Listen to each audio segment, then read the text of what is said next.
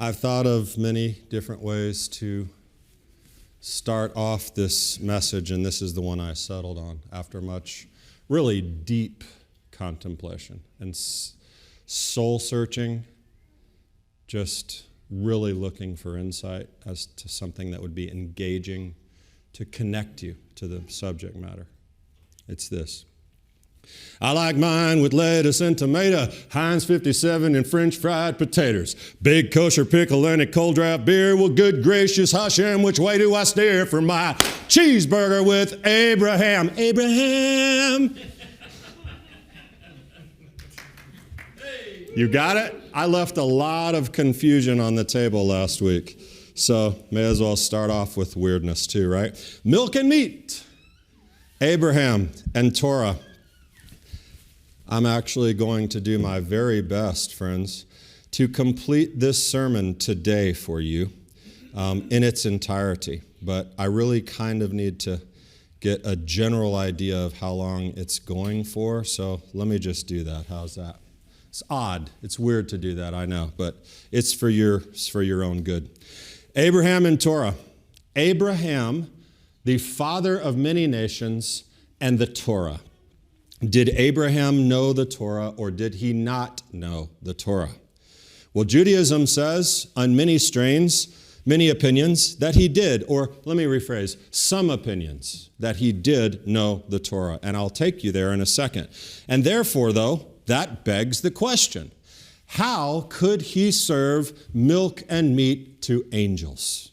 Milk and meat to anyone, for that matter, if he knew the Torah.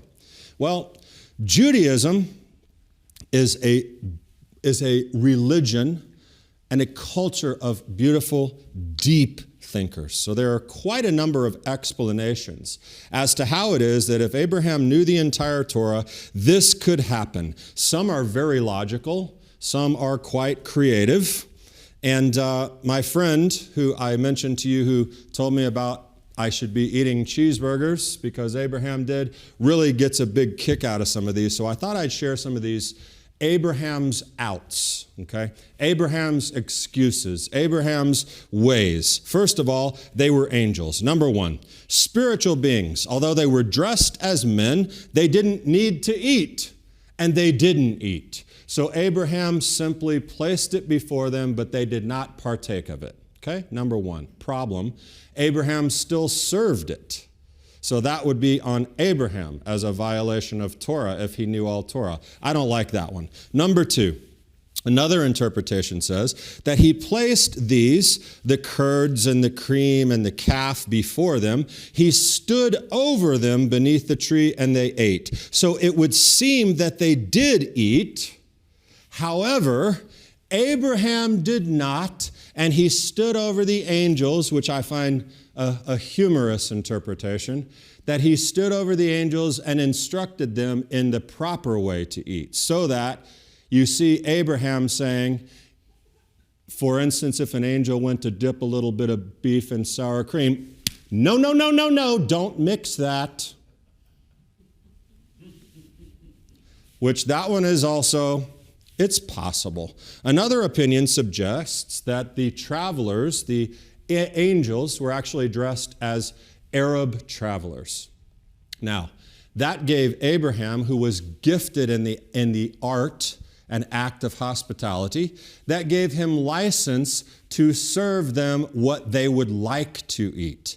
And if they were Arab travelers, then it was fine for them to eat milk and meat. As a matter of fact, they appreciated it. And therefore, Abraham, because hospitality superseded all, served them what they wanted to eat. But he did not eat that. Now, that is a problem. Here's why. Abraham is a disciple maker. Abraham loved God, he loved God's people, and he was constantly teaching them about serving the one true God. So much so that Rashi says that after Abraham would serve a meal of hospitality, he would say, "Bless him of whose food you have partaken. You think that you have eaten my food? Not so. It belongs to the one who by his word created the world." So it's unlikely that Abraham would follow a cheeseburger with that blessing, regardless if they were Arabs or not. He would instead be wanting to make a disciple. Here's my absolute favorite. You ready? Did you know, according to this interpretation, that Abraham was actually the one who created Beyond Meat? You've heard of meatless meat? He actually, by this interpretation, did it. Because here's what happened. If you read the text in the Torah says he served the calf he had prepared, literally asah, the calf he had made. Okay? So this more mystical interpretation says that through study in what is called the Sefer Yetzirah, the book of formation, Abraham had learned how to actually create a calf. But it wasn't really a calf, and therefore it was a special calf. It was a Beyond Burgers calf. And it could be served with meat. It's not the only thing that we actually find that in the Talmud, where it says on the eve of every Shabbat, Rav Hanina and Rav Hoshaya would sit and engage in the study of Sefer Yetzirah, the book of formation, and create a delicious calf and eat it. So we have that as being the top of the most creative explanations. Now, there's a very easy and obvious Jewish, most obvious one. Can you guess what it might be? There are laws regarding the consumption of dairy and meat, but primarily there is a very, very short window, if any window, depending on the type of cheese that you're eating, which means you can eat something dairy, wash out the mouth, and then go and eat meat. So the idea is this. Abraham, again, because he was so gifted in the act of hospitality, in the Middle East, you can whip up like a lavne, I think it's called. It's like almost like a goat cheese yogurt-ish thing. We went to what was it called? Abraham's tent, and you can whip this up real quick with goat milk and lemon and something else, and you serve it. And that's still very popular in Arab culture. Labneh, I think is what it's called. So he brought out to his guests what could be prepared most quickly, which was this dairy appetizer, if you will, because there's nothing like warm goat milk on a hot day, right? But the point is that is completely acceptable within Jewish law, to set before your guests a dairy meal and then there serve the meat. It doesn't work the other way around, but it does work that way, okay? So that's a good answer, and it works, okay? But there's another even more obvious one that several people have asked me about through the week about Abraham's cheeseburger. So I'm going to tell you right now. One more answer that's both difficult, a bit contradictory by some Jewish interpretations, but I think beautifully illuminating for our community. And the answer is this. By far the simplest, this would be that this story took place before the Torah was given at Mount Sinai, and kosher laws like this simply did not exist. They were not yet binding. Okay? That's pretty easy to swallow, no pun intended, right? Abraham didn't know. But that is a problem in Judaism because the Talmud and multiple other sources in Jewish thought tell us that he kept all of the Torah, including the kosher laws, even though he didn't have to. And that is based on a verse in Genesis 26 where God is talking to Isaac, and he says this, paraphrasing, "You know what? Your dad was awesome. I really love your dad, and I'm going to bless everybody because of your dad. Do you know, Isaac, what your dad did?" And then he gives him this. "Abraham obeyed my voice, observed my safeguards, my commandments, my decrees," and literally in the Hebrew, my Torahs. Okay? God speaking to Isaac about Abraham. This is where Judaism derives the idea that Abraham did indeed know all the Torah. He kept the safeguards, the commandments, the decrees, and the Torahs. The decrees refers to laws that are not based on human understanding. The commandments, these refer to laws dictated by human morals. Safeguards indicates that Abraham upheld even rabbinical enactments that came millennia later. And the Torahs, it uses the plural Torahs, refers to the fact that Abraham observed both the written and the oral Torah, which came later. Okay, you with me? It's a lot of stuff to throw in there. Basically, that idea, that school of thought in Judaism that says that Abraham observed everything and knew all this about kosher, all of that comes from this idea. Not only did Abraham keep the whole Torah, the rabbinic interpretations, the oral law, the written law, the things we don't understand, it wasn't just him. Noah also did. Jacob did after him. That's the understanding. Because you see, Torah is eternal. It's God's powerful word. It was there before there was anything, and I agree with that. However, what about the rest of that claim? That Abraham, a man, knew all of these things. Is that true? David has a vote for yes. Okay, great. Rashi and Ramban, two very, very, very significant thinkers in Judaism, are in agreement with David that the patriarchs literally knew the Torah. And while creative answers abound, there are a number of very, very famous Jewish opinions who do not think that, who do not support that thinking, okay? Abraham was, and here are some challenges to the idea that Abraham knew the Torah in our context. Abraham was told to circumcise his son and himself, right? And some of these are easily dismissed and argued and all that, but he was told to circumcise himself. The circumcision covenant is in the Torah. Shouldn't he have already known that he needed to circumcise himself and his sons?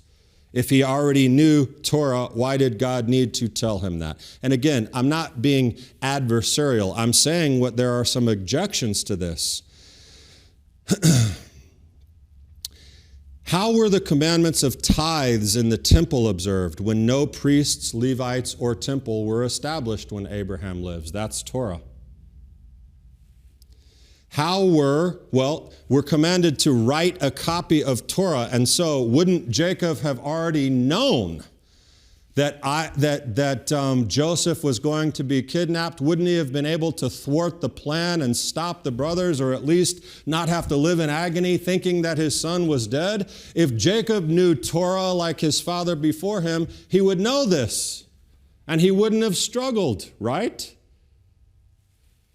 It's an objection. And speaking of Jacob, Jacob did a Torah no-no. What did Jacob do? He married two sisters. The Torah doesn't allow that. The Torah commands us to live in Sukkot, to remember the Exodus and how God provided for Israel in the wilderness. The Exodus in Abraham's day was quite a few centuries away. We're also asked to, I don't think that Abraham would have really known what the commandment to shake a lulav and etrog in your sukkah would have meant. Okay, that's just being honest. We're called to remember Amalek. Remember Amalek? He's the guy who came behind and did all the bad things to Israel. None of that had happened yet. And Abraham, how was he going to remember Amalek? Long before Amalek. So these are objections to this idea. And I'm going to tell you that I have a question for you. And I'm just thinking crazy. Who actually cares if Abraham knew the Torah or not? What if he didn't? David cares. What if he didn't know the Torah? What if he didn't? Does that change? What does that change? What does that change for us? If Abraham actually served milk and meat to angels, What does it change for us? Do we need to throw out the entire Bible and say that God is, wishy-washy and change his mind? All those explanations that I gave you are great. They're great explanations and they're fun, but the text itself does not give us any of that information directly. We cannot derive specifically how Abraham served cream and cow. So what if he didn't know the Torah? What does that mean for us? 21st century followers, observant on varying levels, Messianic Jews and Gentiles. And despite all the gymnastics and the justifications and theological considerations, what difference would it make? What does that change? Do we have to revisit everything? Well, here's what I'm going to suggest. That this story actually tells us something incredibly beautiful. And not about our diet or cheeseburgers, because it's actually much more important than cheeseburgers. Yes, something's more important than cheeseburgers. It is supposed to be, like most of my teachings, this is supposed to be about being a disciple, a child of God. And Abraham was that. God called him a friend. Did Abraham serve milk and meat together? Maybe. Maybe not. The text isn't clear. If so, apparently God hadn't told him not to, and the angels were in on it too. But what we do know, and this is what matters, what we do know, since we don't know that for sure, we do know that Abraham was faithful to do all the things that God told him to do. And we saw and see these tests of Abraham, especially culminating in, 2 weeks ago, we see him giving up everything and walking out on his hometown and just giving up everything because God said to. And then we see him, circumcising yourself. That's kind of a big thing to say yes to when you hear a voice telling you that. And he obviously listened to God when it came to the binding of Isaac. He was righteous and faithful, and he did the things that were revealed to him to do, right? That's why Abraham was called faithful. You can read Romans 4 about that if you need some reminder. And apparently, God had not told Jacob about not marrying sisters. Though one would think that would come naturally, right? I'm married to one woman. I definitely do not want to marry her sister, but Jacob got tricked, so we'll give him that. What we do know about Jacob is that he did what God commanded him. The things, what of Torah had been revealed to Jacob, he did. He pursued as a righteous individual, and no one criticized him for it. Jacob never was rebuked for marrying two sisters. He was a righteous man. But he probably didn't know the whole Torah. There is a recurrent and relevant theme that runs through this book that we order our lives by, and we talk about it a lot, actually. It's called, very familiar term, progressive revelation. Progressive revelation, and this is where I want to take us out of talking about cheeseburgers while everyone's hungry, okay? Abraham was something special. It was the inception of relationship. Adam, failure. Noah, failure. Abraham, got it. Noah wasn't a failure. That's not fair to Noah. But Abraham is the champion. This was the inception of relationship. He accepted what God said. It was credited to him as righteousness. All the things that he did. And when thinking of how Abraham served God and the example that it sets for us, it sort of becomes irrelevant as to whether or not he served triple cheddar cheeseburgers. Because that's not the lesson of Abraham, and nothing that's happening in Genesis 18 is really about diet. That's not what it's supposed to be about. It's supposed to be about teaching you to be hospitable to people. And we get this idea, this picture here of someone dedicated to serving God. He listened to what God had revealed to him. Whatever that was, whatever Torah Abraham knew, he executed and walked it out faithfully, right? That's a certainty. He had faith to trust what God said. That was the inception of this relationship. There was another revelation, progressive, and it was what I would call the expansion of the relationship at Mount Sinai. Mount Sinai with the children of Abraham, and God didn't change his mind. He didn't all of a sudden come along and say,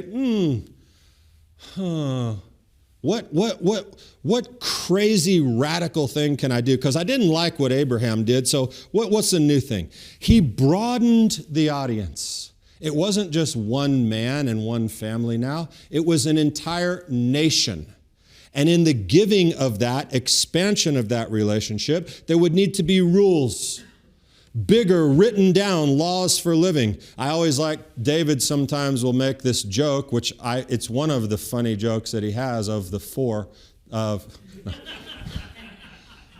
He says, he's talking about Torah. I've heard him say this to people, and he says, oh yeah, and listen, if you ever need help understanding what you should do, God was real gracious to us. He wrote it down.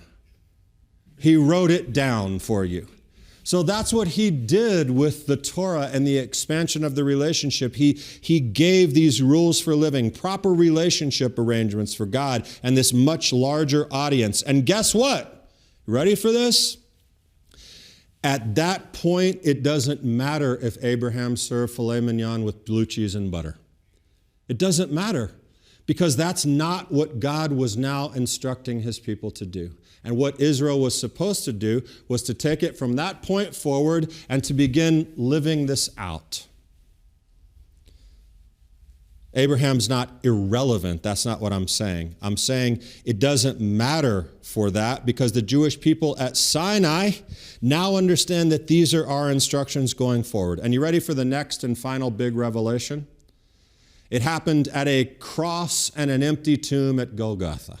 So there was an inception, there was an expansion, and then there was the culmination of this relationship. And once again, who is the model? I know Yeshua is the doorway. Who's the model for what it's going to look like as this one big family is coming back together under God's instruction? You know who it is? Romans 4, Abraham.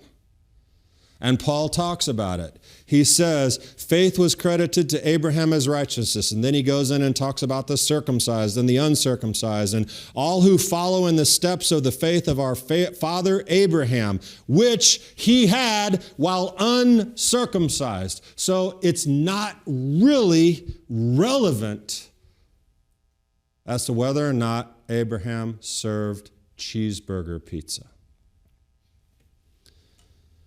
But wait, many Jewish people did not like this idea at all of Gentiles being brought in. And we can see that conflict in the book of Acts.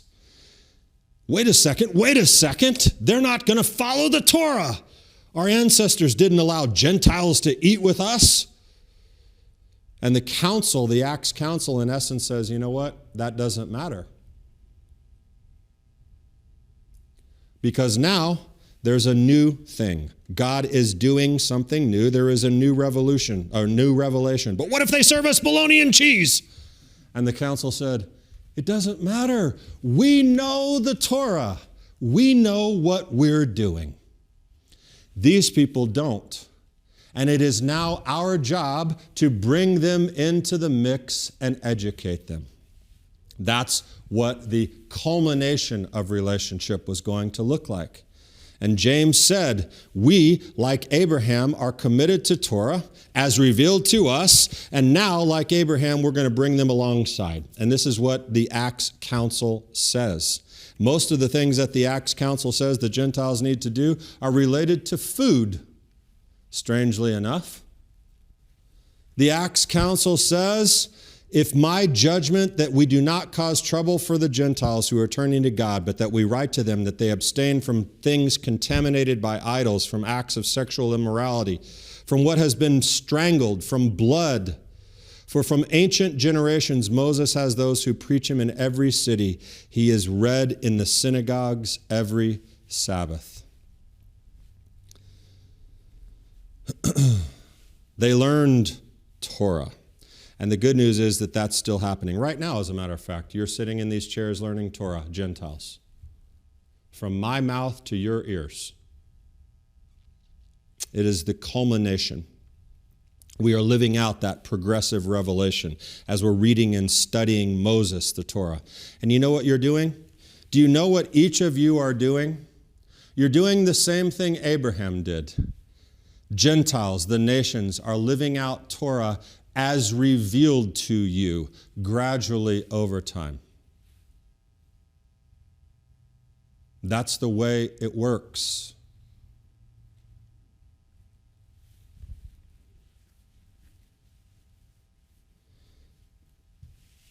God hasn't changed his mind. He has expanded his family, and he never backed up and said, "Oh, I made a mistake." Now, has man-made interpretation complicated things at times? Yes. I hesitate to use the word man-made because that's used so incredibly out of context. Sometimes interpretations have complicated things and made them difficult. But can we throw the burger out with the bun? Dairy-free bun, of course. Can we throw the baby out with the bathwater? There is a weakness. Surely someone should be seeing. Someone somewhere would be listening to what I'm saying and saying, that is a horribly weak argument. Because guess what? You're talking about these Gentiles. Here's what happened. Rabbi Jesus came with a very progressive revelation. And you know what he said? You should undo all of these legalistic things and you should be eating ham and cheese sandwiches because I set you free from the Torah. Jesus was the progressive revelation. He's the real culmination of it. Guess what? One response to that, incorrect. Another one, wrong. Another one, no. What's an analogy? Let me think. Off the cuff here. It's like, to say that would be like getting ready to get married, okay? You're going to premarital counseling, right? You're coming into this new bond, this new connection. You're going to premarital counseling, and the marriage counselor says, so are you fairly familiar with the things that please your mate? This would be like the Torah with God, things that he said that would be good. Are you fairly familiar with the things that please your mate? And I respond, yes, I am. I'm ready to do that. And the marriage counselor says, no, don't do any of those things. Those things are stupid. Don't do any of those things. I want you to do a totally new, ridiculously off-center set of things. That would be what it would be like for Yeshua to come and say to Gentiles, I don't want you to do any of the things God said were good anymore. That's dumb. That never happened. That's not the progressive revelation that Jesus brought. Did Yeshua put Gentiles under the law and you have to observe every set of kosher laws that exist? No, that's not actually what we're talking about in any way. God revealed the deeper and more connected ways of relationship with him through the Torah. And Gentiles had absolutely zero understanding of what that looked like in the first century. So after the Acts Council, every little bit, more and more Torah is revealed to the nations. And that's what's happening. And that is what will happen. That's the prophetic reality as Jesus' day, Yeshua's approach, comes closer. It was not and still is not a requirement on Gentiles to observe all Torah. But it is an expectation of relationship. That's what distinction means. That's why we talk about Jews being obligated to Torah and Gentiles, if I can use a sort of not a great word, invited to Torah or participating in Torah, because it's a progressive realization of all the things that you're learning and doing and implementing. That's good.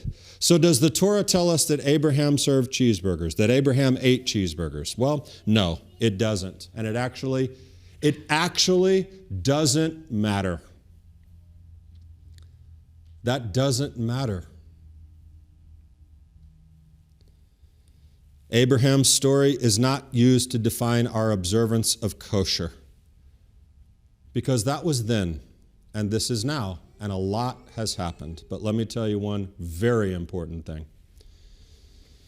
I've explained biblical kashrut that came after Abraham, why Judaism reads, don't cook a kid in its mother's milk that way. And that has been established for a long time. But let me tell you this really important thing. If you want to know WWJD, if you want to know what would Jesus do, eat a cheeseburger is not on the list. Do you know why?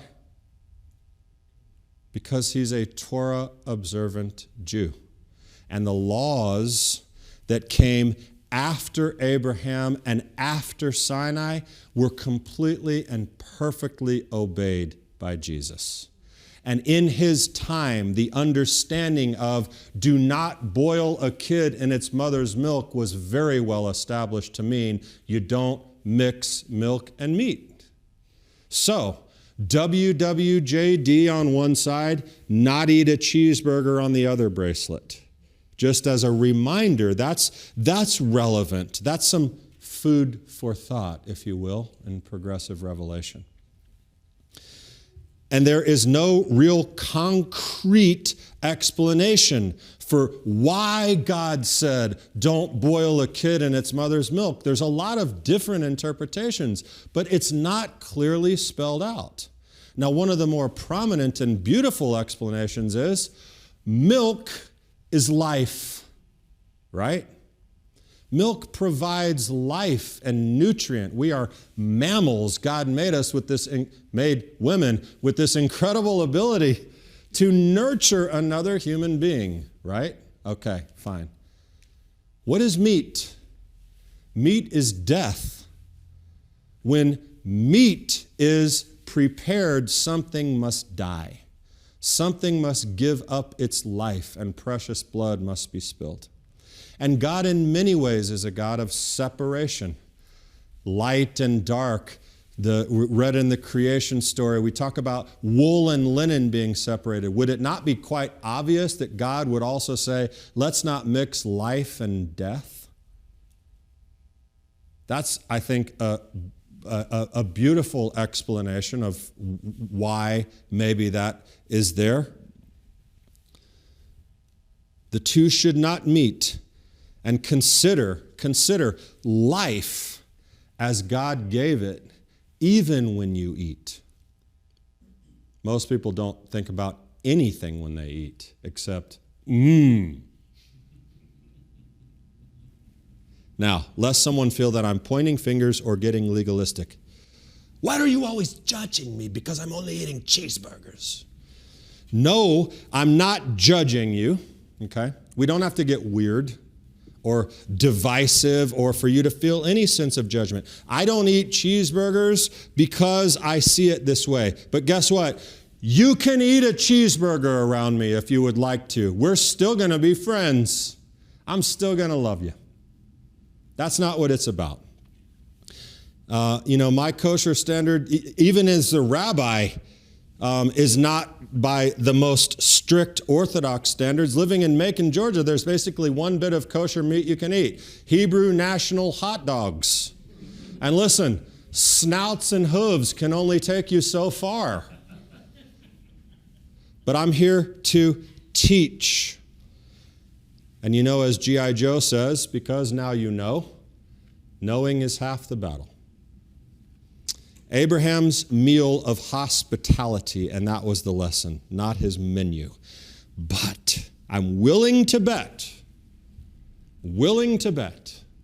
if Abraham joined us today for lunch, much to the dismay of my cheeseburger-eating rabbi friend, if Abraham joined us for lunch today, he probably would not order a cheeseburger. Shabbat shalom. Let's stand.